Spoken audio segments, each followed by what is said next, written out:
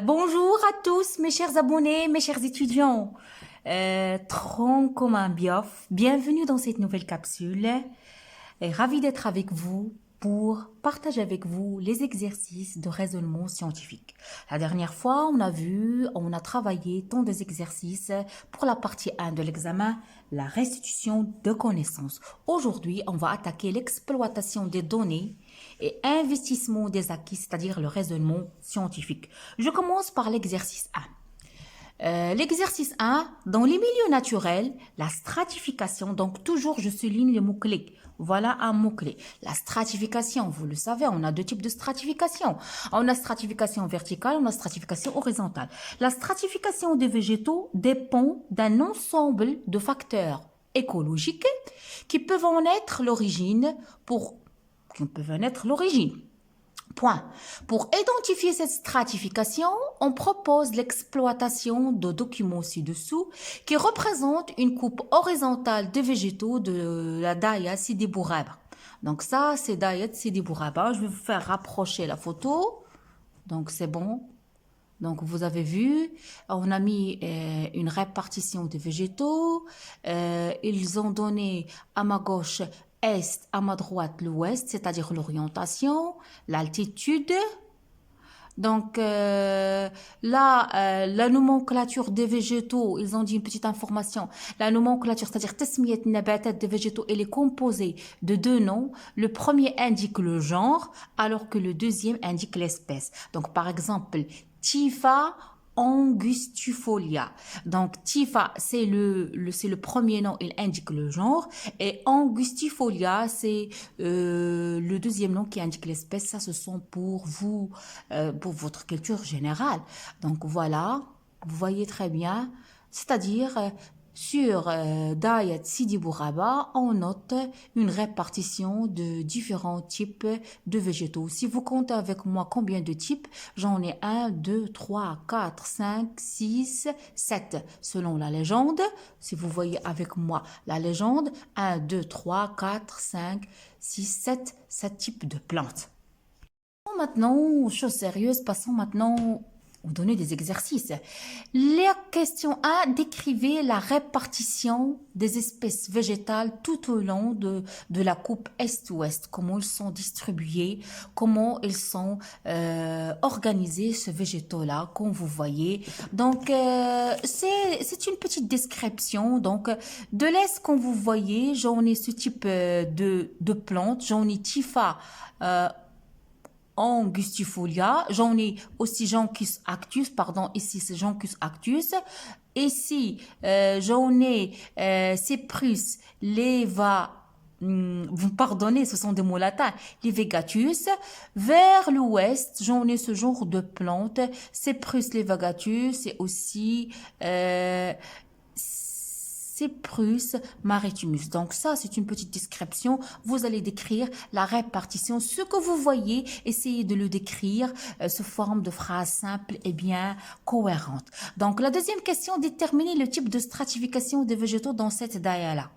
Donc, et aussi, lorsque vous décrivez cette répartition, vous allez détailler ce que vous voyez sous forme de phrases simples.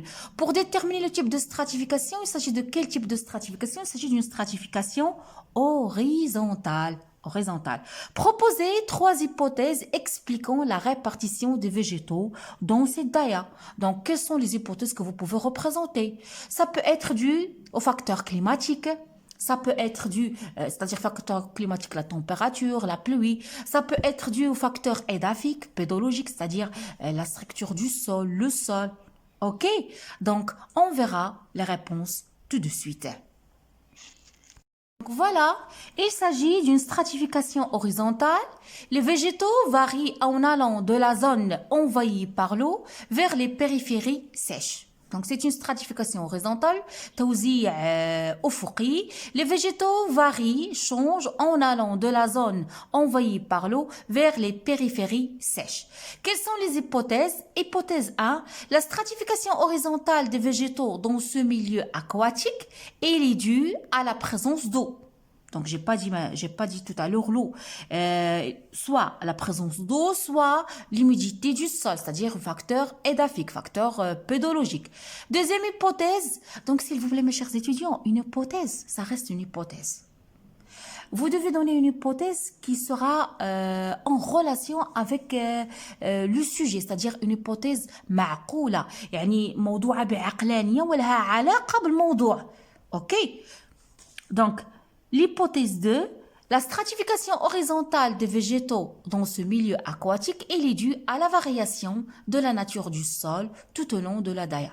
Donc, je peux dire, il peut être dû au facteur climatique, il peut être dû au facteur édaphique, il peut être dû à la présence de l'eau, à l'humidité du sol, à la variation et la nature du sol. Donc, toutes ces hypothèses-là sont bien acceptées. La quatrième question, nous ont demandé de déterminer les moyens qui vont nous permettre de vérifier les hypothèses proposées. Donc, pour vérifier la fiabilité de ces hypothèses, est-ce qu'elles sont vraies ou bien est-ce qu'elles sont fausses? Donc, quelles sont les moyens que je dois faire? Donc, on cite le premier moyen, réaliser une sortie écologique. On doit y aller sur terrain. On doit consulter des études faites sur ce milieu aquatique. S'il y en a des études qui ont été faites par des scientifiques, on doit les consulter. Aussi, consulter des personnes ressources, des écologistes, des chercheurs, des professeurs qui vont nous aider à savoir est-ce que notre hypothèse, est-ce qu'elle est vraie ou bien est-ce qu'elle est fausse. Donc, j'espère qu'à travers cet exercice, vous avez pu connaître la stratification horizontale, les hypothèses et les moyens pour vérifier l'hypothèse. On passe à notre exercice. Voilà mes chers étudiants, la suite de nos exercices de raisonnement scientifique. L'exercice 2, des observations réalisées dans la forêt de Marmora, près de Rabat, lors d'une sortie écologique, ont permis de construire le document ci-dessous, qui représente ces espèces végétales rencontrées réparties sous forme de strates numérotées de 1 à 4. Donc, le mot technique qu'on doit souligner, qui va nous donner une idée sur l'énoncé d'exercice, c'est stratification. Comme vous le savez, il y a stratification verticale et il y a stratification horizontale. Donc, cette coupe, ces observations lors de la sortie écologique à la forêt de Marmora, donc on a obtenu, comme vous voyez, est-ce que la photo elle est bien claire? Je vais faire rapprocher.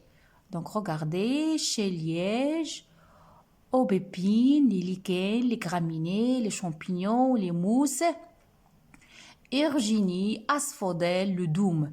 Donc comme vous voyez, ça c'est une coupe qui représente les différents types de végétaux, différentes strates, je veux dire, qui se trouvent dans cette forêt-là. OK? OK? Avant de passer à découvrir les réponses, voilà d'autres termes que je vais partager avec vous. Stratification, en arabe, tatabbuq. Tatabbuq. Stratification horizontale, tatabbuq. Ufuqi, stratification verticale, tatabbuq amoudi. Amil bay'i, c'est un facteur écologique. C'est un facteur écologique qui peut être biotique, amil ihya'i, et qui peut être abiotique, amil la ihya'i. Allez-y, on cherche qu'est-ce que nous demande de cet exercice-là, l'énoncé d'exercice.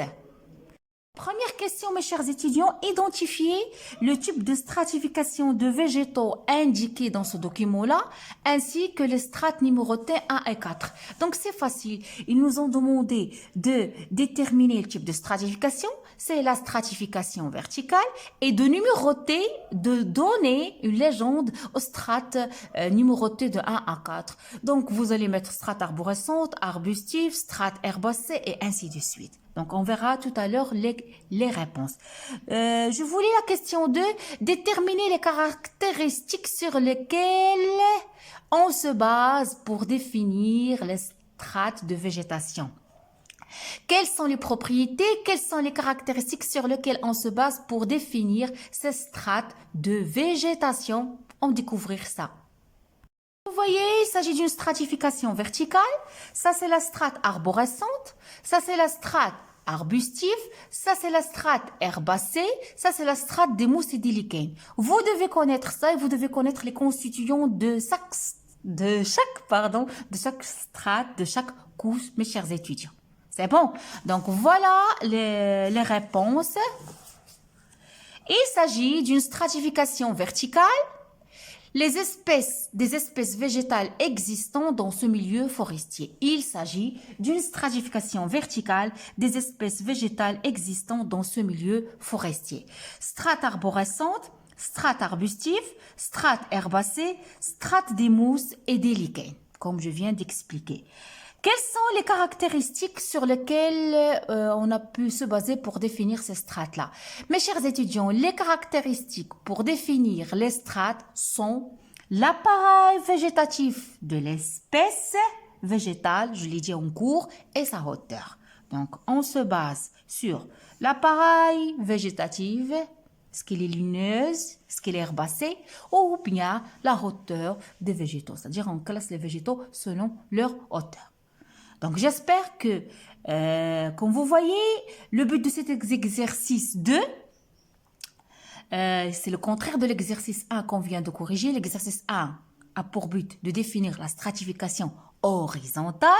Cet exercice 2, c'est pour vous montrer la stratification verticale. J'espère que tout est clair. Si vous en avez encore des questions, vous pouvez me les laisser dans la partie commentaires.